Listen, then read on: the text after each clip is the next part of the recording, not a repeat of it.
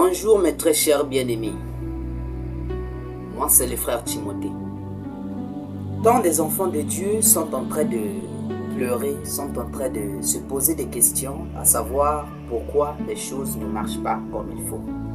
Et certains vont même jusqu'à dire, est-ce que Dieu nous aime? Est-ce que Dieu nous voit vraiment? Est-ce qu'il est là?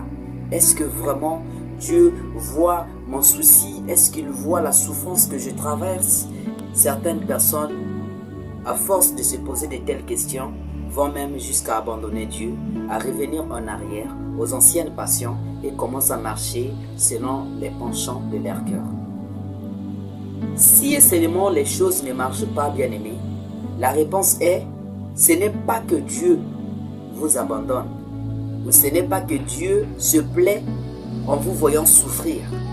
Ce n'est pas que Dieu aime que vous soyez dans la misère, dans la souffrance, dans des problèmes, ou que les choses ne marchent pas bien dans votre vie. Mais si et seulement les choses ne marchent pas, c'est parce que vous ne voyez pas une chose capitale, votre vision. Quelle est réellement votre vision? Je ne parle pas ici d'une vision matérielle basée sur, par exemple, une affaire commerciale ou bien encore un objectif donné. Non. Mais quand je parle de la vision, je parle en réalité de ta façon de voir dans la relation que tu as avec le Seigneur. Ta relation avec Dieu. Ça aussi, c'est une vision à entretenir. Quand Dieu t'a appelé, quel est réellement le message qu'il t'a donné? Quel est le message qu'il t'a délivré?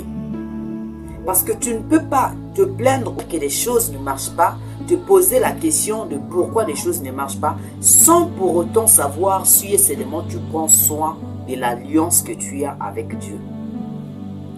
Ton Dieu aussi a besoin que tu fasses quelque chose pour lui. Et il faut savoir que la nature a toujours été du côté de Dieu. Parce que si vous pouvez me le permettre, je considère la nature comme la femme de Dieu. Et donc, il n'y a pas une chose que Dieu pourrait faire que la nature ne serait pas complice. Elle sera toujours complice. Et donc, si tu n'accomplis pas la volonté de Dieu, la nature ne peut pas aussi te donner le fruit de son sol. Et il n'y a rien que tu pourras faire qui va avancer. Tu dois entretenir ta vision. Tu dois entretenir l'alliance que tu as avec Dieu. Qu'est-ce que Dieu t'a dit? Et qu'est-ce que tu es censé faire pour Dieu et que tu ne le fais pas? C'est de là que viendra ta bénédiction. Mais si tu ne le fais pas, tu ne verras jamais de bénédiction. Et tu te poseras toujours des questions, à savoir, pourquoi les choses ne marchent pas pour moi? Moi, j'ai une question à te poser en retour. Est-ce que les choses de Dieu marchent? Ce que Dieu t'a demandé de faire pour lui, est-ce que ça marche? La vision que Dieu t'a donnée, est-ce que ça fonctionne? Tu es à quel niveau? Quand Dieu t'a appelé à le servir, quand Dieu t'a demandé de faire quelque chose pour lui, est-ce que tu l'as fait? Faire quelque chose pour Dieu, ce n'est pas aller donner des dîmes à l'église.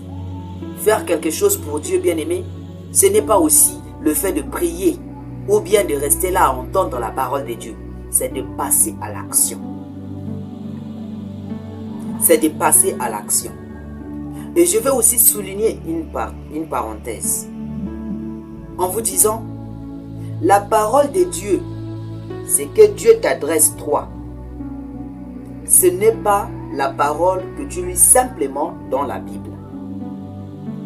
La parole de Dieu, c'est ce que Dieu a dit pour toi.